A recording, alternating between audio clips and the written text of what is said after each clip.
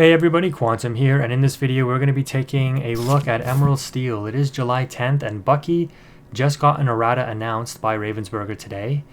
So effective August 9th, the Bucky will now no longer have Ward, will cost 3 instead of 2, and will only gain the discard effect when you play a Floodborn that used a shift in order to play. So if you just play out a raw Aladdin or Diablo, you will not get the discard off Bucky. This effectively kills the Bucky deck. And this is some footage that I was using, or when I was using Emerald Steel. An older build, obviously, with it being on Pixelborn, but still a very effective build that utilized the Bucky discard. But this will be the final set that Bucky discard is around. So I think this is overall a very good thing for the game. You can see here, we're going to take a look at 3 different matches. I go second in all of them. And despite me going second, this deck is just so oppressive still that... you know, this thing kind of needed to happen because it did make the game very unfun, right? Like, who wants to play a game where you're just dumping your whole hand and just in top deck mode, hoping to, you know, draw the out that you have enough ink to hopefully play, and you know your opponent is still able to play the game because they have cards in hand, like, and it just kills a lot of decks, right? Like if you were playing in this meta, you're like, well, I have to tech against Bucky discard. I can really only play certain decks that do well into Bucky discard, because otherwise you just get absolutely blown out by it, right? Even when you don't see the Bucky, like the deck is still pretty strong. You can see here we don't have Bucky in our opening hand. I take a long time to make some decisions here for some reason, but because I saw their hand with Diablo, I guess I know that the Ursula Deceiver on 2 might not be the most valuable. So I just opt to shift Diablo by discarding Strength, and then preventing the merfolk from questing by singing a Let the Storm Rage On with my shifted Floodborn Diablo, which allows me to draw a card during the opponent's turn. Drawn to yet another Let the Storm Rage On, and against Emerald Amethyst, Let the Storm Rage On is like one of the best cards the deck can see. And sure enough, we draw into our 4th copy there. So we use our 2nd copy, and then we're going to go ahead and drop an Ursula Deceiver of All. And at this point, I'm like, yeah, the game is over. I retain my Diablo. The opponent has no way to out it. Okay, now they do. The Peter Pan. Interesting. But my Ursula Deceiver is going to be able to double sing another Let the Storm Rage On to wipe the opponent's board. I have how many cards in hand? Oh my goodness, because I draw off of Let the Storm Rage On 2. So we've got what, like 7 cards in hand? The opponent has no board and 2 cards in hand, or 3 when I pass it over to them. We still have all of our ink available to drop a card on the board, and with all of that extra card draw that we had from the Let the Storm Rage Ons and the Diablo drawing a few cards, we're able to, on 4, drop Bucky and hard cast Sudden Chill, which is going to put the opponent on 1 final card and then their draw for turn. And this is why, you know, the Emerald Steel discard deck is just, it's so oppressive, especially in the early game, and you don't even need to see Bucky, but then when you do see Bucky to kind of choke out the opponent with their final few cards, like, this is turn 4. The game has barely gotten started. I'm able to take out their Diablo yet again, and I'm going to discard the final card in hand with my Floodborn. I even opt to damage my own Ursula, just so that I can draw an extra card there, and the opponent realizes, yeah, it's totally over. Didn't even need to utilize the Bucky in that match, I'm pretty sure. But the opponent ends up scooping it up there. This next match is against a deck that usually would give Emerald Steel some trouble in the Amethyst Steel deck. There's a lot of variations of this deck that you could play, and what's funny is in this one, we're going up against the Broom deck, which kind of can be 50-50. Because if the Brooms are able to challenge with the Mickey on board during the opponent's turn, the opponent is going to be able to get back their Brooms to hand and then recast them. So they're going to be able to out my board very efficiently and then just recast their Brooms. However, if I'm the one that challenges their Brooms during my turn, and then they opt to bring the Broom back to the hand with the Mickey, I can likely force them to discard the Broom off of my Bucky trigger. So the opponent probably just forgot to pass turn here. I don't know, this happened every so often on Pixelborn. It seems like somebody would ink and then like walk away, and like they don't realize that they didn't pass their turn. I don't know. We opt to ink Bruno and then drop the Robin Hood, hoping to draw into the Floodborn Robin Hood, because despite having Bucky in this opening hand that we can drop on 2, which again is going to be errated, so it's going to cost 3 now, we don't have a 3-cost Floodborn. We did draw into a second Bucky though, and this is where, you know, the Amethyst Steel deck basically needs to see Tinkerbell or Grab Your Swords and have enough ink to play it in order to combat this, because the double Bucky is just too powerful for even a deck like Amethyst Steel to overcome. Because, you know, you can outdraw the once per turn discard on one Bucky, but definitely not, or I shouldn't say not, but it's very, very difficult to outdraw discard 2 every turn, possibly 4 every turn, right? And at that point, you're just, if you're at a point where you're able to cast 2 Floodborns in a single turn with double Bucky, the opponent is not going to have 4 cards in hand. They're going to have like 1 or 2 anyway, so it's like kind of irrelevant. But the double Bucky is just crazy because, yeah, the opponent is on 6 cards, but like I keep mentioning in my videos, Lorcana is a game where you go negative every turn. That's why you need a card draw engine of some sort. So you ink, and then you play a card. So they do have a card draw engine in the Friends. They sing it with the Steel Broom there. And they do indeed have the Mickey. So this gives them good protection if I do have a Shift Robin Hood, because their Broom would go back to hand. However, I would be able to discard 2. Now, unfortunately, because the opponent was coming up to 5 ink, instead of playing my Floodborn Jafar by inking and playing it, triggering a discard 2, I have to play the Ursula Deceiver to check for a Grab Your Swords, because that card would absolutely destroy my board. It would literally wipe out every character I have, except for the Jafar if I played it, and that's not really conducive to you know, a winning strategy. So I have to absolutely check for the Grab Your Swords there with the Ursula Deceiver, and if they don't have it, that's still fine, because the odds they top deck it is still pretty low. And I can always follow up with the double discard later, which will also enable me to further trick out the opponent because they'll be on less cards ideally. They play the Broom Sweeper, which, because they have a Mickey Mouse Sorcerer in play, will allow them to exert my Robin Hood there and take it out with the Steel Broom. On turn 5 now, basically, right, we ink a Bruno yet again and then play the Jafar, forcing a discard 2, and now the opponent has only 3 cards in hand. They sing a Friend to draw 2, and you know, this isn't that bad of a position for the opponent, right? They've got 4 cards on board, I have 4 cards on board, they have 4 cards in hand, I have 2 cards in hand.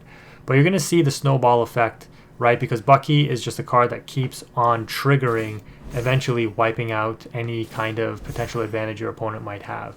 And that's why it's so strong and needed to be banned. Or not banned, sorry, it's obviously not banned, but it's been errata to the point where it's basically banned, right? Because it's not going to be played anymore in its new form.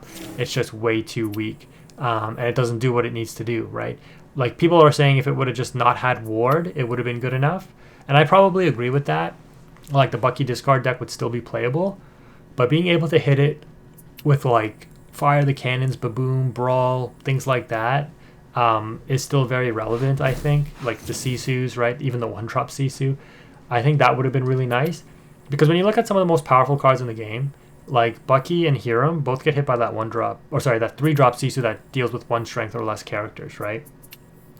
Regardless, though, we are going to be able to sing the Strength of a Raging Fire on the Mickey Mouse Wayward Sorcerer in order to out it, which prevents them from recurring their brooms when they're challenged and banished now. Unfortunately, the opponent top decked another Mickey, because I think I know that they have the Rush Broom in hand, which, you know, they could have dropped that turn to take out the Jafar, but they're going to opt to play Mickey so that they recur their brooms here. So with the Swift Cleaner going back to the hand, they only have to pay 1 to recast it, and the other Broom didn't get taken out by the Jafar because it's a 2/4 body, but now it looks like the opponent has a pretty good game state. In this scenario here, I could use the Ursula to take out the exerted Broom with 3 damage, forcing it back to the opponent's hand with the Mickey Mouse Wayward Sorcerer, and then play the Diablo to force the discard of that Broom, because it'd be the only other card in their hand, along with what I just discarded there. But I opt to keep the Ursula ready, knowing that these Brooms aren't likely too threatening. I say that, but really all it took was the opponent to top deck the Workshop, I think it's called, the location that gives all of the Broom characters +1 lore, and the Brooms move there for free. If they top deck that and they play it and they move 3 Brooms there, those Brooms are questing for double the amount of lore, because I think they're all 1 questers right now. So I probably should have opted to lower the Broom count on board if I could. This Let the Storm Rage On is really nice here, but you can see why the Swift Cleaner is so relevant, because it does dodge getting hit by Let the Storm Rage On. It has 3 toughness or 3 willpower instead of 2 or 1, which means it can survive a Let the Storm Rage On. So I have to swing into it with the Ursula first and then take it out with the Storm Rage. That way it doesn't trigger the Mickey Mouse, because it's only on banish when they go back to hand. Then I opt to hard cast another Storm in order to take out the damaged Broom. So again, non-challenge removal means that the Mickey Mouse doesn't get it back. We ink and we play the Aladdin just as a hefty body to put on board and pass turn. Our Diablo is preserved since we took out the Swift Cleaner, and we are going to be able to draw off of it. But the opponent drops a 5-drop beast, a 4/4 body, which quests for 2, which is pretty strong against me here. They're going to opt to take out the Ursula Deceiver with their magic broom. I think that one is the Bucket Brigade. And then they quest with their bigger broom, the Swift Cleaner. They're going to give Bodyguard to the Sweeper and then pass turn.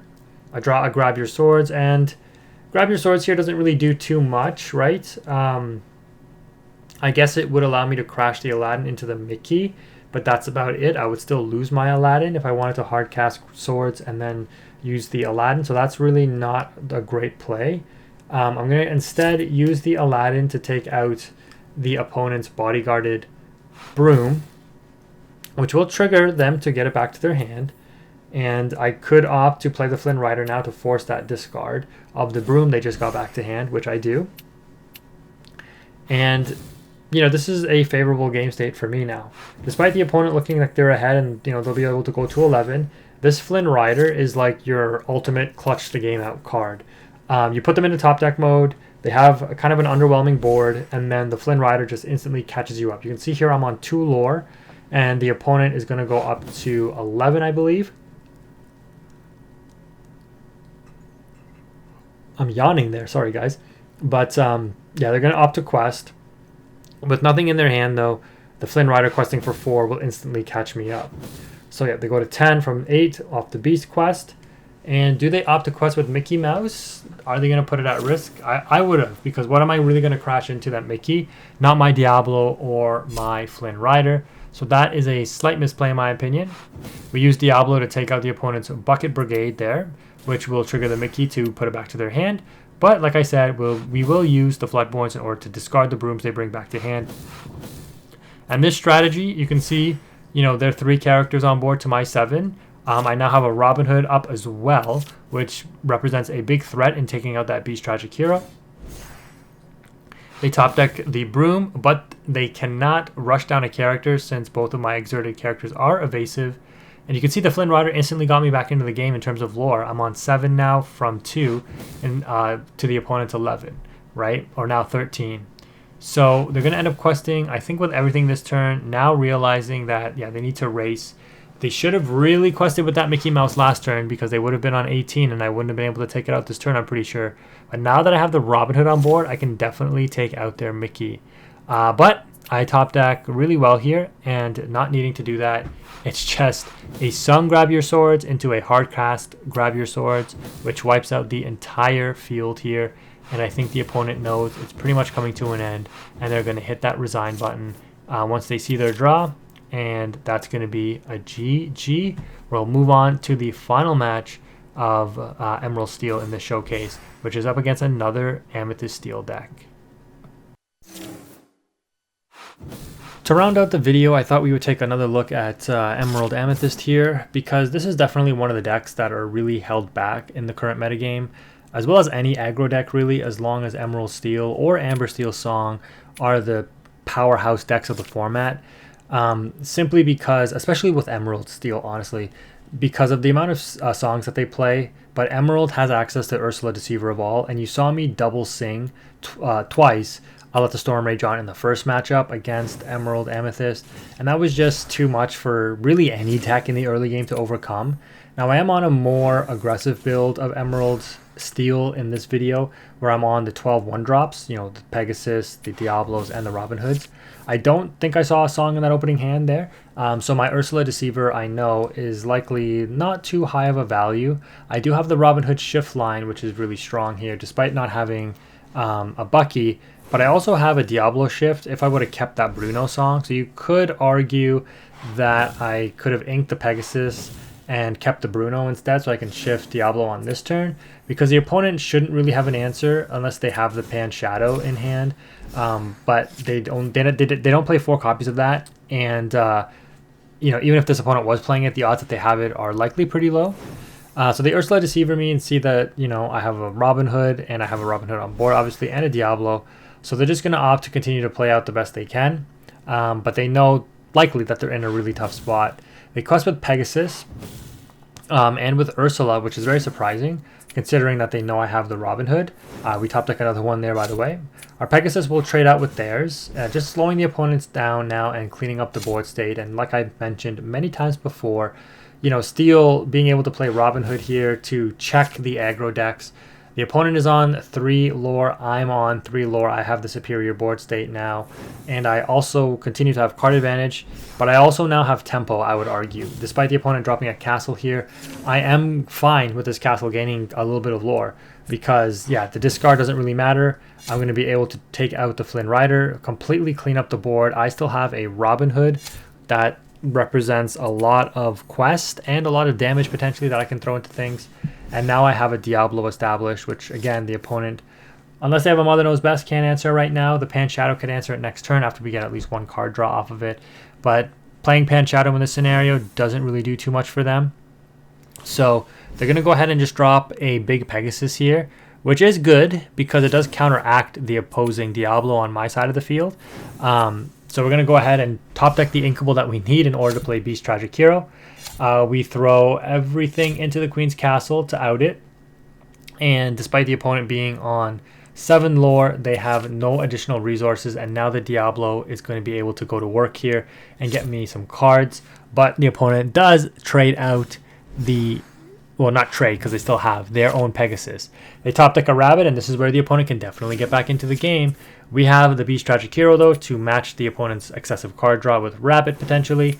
And we top deck our own 1-drop Pegasus, which we're able to play alongside another Beast Tragic Hero, which gives us draw 3 during our turn. We quest with the Robin Hood, going to 8, so we have the lore gain, we have the board presence, the opponent has 3 cards in hand. And even though we don't see Bucky here, you can see that Emerald Steel is still able to do a decent job. What I will say is I don't know if Sapphire decks will really be as popular in the meta now that Bucky discard is likely going away, because one of the reasons to play Sapphire, especially Sapphire Steel, was to counter the Emerald Steel Bucky deck. But here again, you can see no Bucky, should be no problem. We top deck a Jafar there, and the opponent drops another 1-drop Pegasus, exerting their own Pegasus, 5 drops, sorry, the quest for 2, in order to, you know, just try to keep up in the lore race. But we have the 1-drop Pegasus that we'll be able to trade out with their bigger Pegasus here. And I guess you could argue, like, well, if they don't quest with that Pegasus, the odds that I out it with a song are pretty high anyways, so it's not really a misplay, because sure enough, I do have the song. But what this enables me to do now is crash my small Pegasus to take out their bigger one, and then sing Let the Storm Rage On, preventing them from potentially dropping yet another Fox or something in order to damage my beasts. We know that they're not on board clears. We're just going to discard our hand here by shifting the Diablo, because I'd like to draw during the opponent's turn, and also trigger my own Bucky that I ended up drawing into. We put them on 1 card now, and pass turn they're on 2. We draw for Diablo, and I think the opponent is going to realize there's not much they can do. And to top it all off, we draw Tinkerbell, which is just a death sentence against aggro decks. The opponent plays Rabbit and passes, and oh, sorry, no, we draw off of the Rabbit drawing there. That's right. Jeez, Diablo's so good. Oh my goodness. But yeah, I think they're going to realize there's nothing they can do. We're going to draw 3 here. Like, what? This deck is so crazy when you get the Beast Tragic Hero and Bucky in rotation. Literally nothing the opponent can do. Drop the Tinkerbell, deal damage, and yeah, forced to discard their final card. They just end up scooping it up there. So let me know what you think about the Bucky being errated, basically making it unplayable. I know I kind of asked that same question in the previous video. But we're going to wrap it up there, guys. Thank you again for watching. If you made it this far, Quantum is out.